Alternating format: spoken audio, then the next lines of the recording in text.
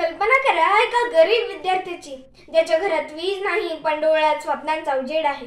कल्पना करा एका शेतमजुराच्या मुलाची ज्याला डॉक्टर व्हायचंय पण फी भरण्याची ऐपत नाही. मग प्रवेश करते शासनाची शिष्यवृत्ती योजना, जी केवळ आर्थिक मदत देत नाही तर स्वप्नांना उंच भरारी देते आणि भविष्य उजळते.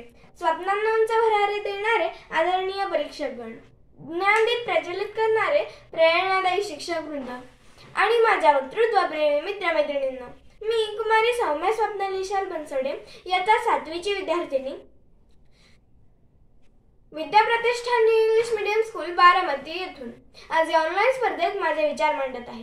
जसे म्हणतात, विद्यार्थ्याला दिलेला आधार म्हणजे भविष्यात दिलेला आकार.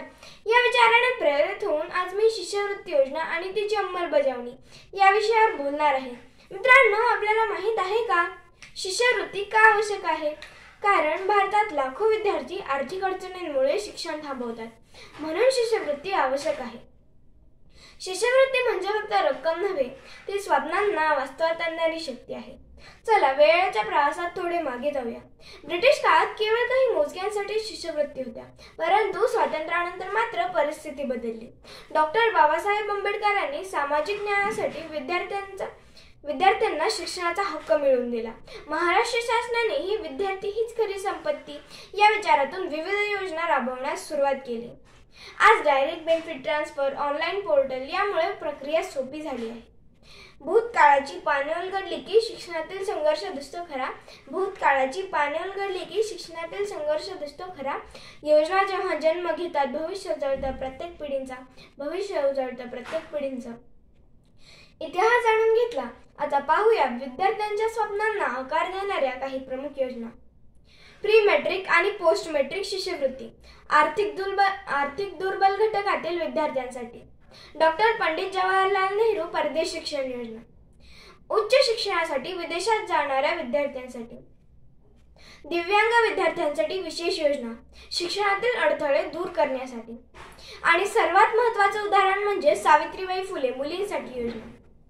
इयत्ता 9वी ते 12वी पर्यंतच्या मुलींना वार्षिक आर्थिक मदत दिली जाते. पैसे थेट खात्यात जमा होतात, यामुळे शाळा सोडण्याचे प्रमाण कमी होतात आणि मुलींना शिक्षणात टिकून राहण्याची एक नवी उमेद मिळते. योजना जशी शिखरे गाठतात त्याच अंमलबजावणीतल्या अडचणी आपल्याला नवी शिकवण देतात. चला दोन्ही पैलू पाहूया. लाखो विद्यार्थ्यांना उच्च शिक्षण, करिअरमध्ये संधी, पोर्टल तांत्रिक समस्या, निधी उशिरा पोहोचणे व माहितीचा अभाव.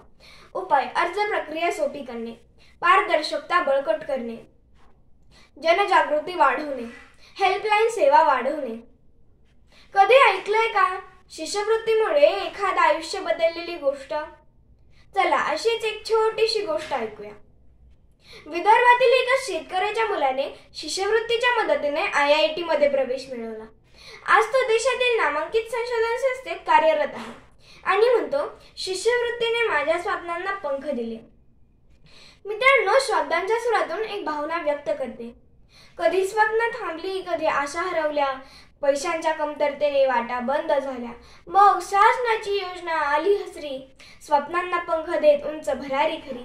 अजून अडचणी आहेत पण विश्वास जिवंत, सुधारणा झाल्या की होईल भारत शिक्षणात प्रगत, सुधारणा झाल्या की होईल भारत शिक्षणात प्रगत.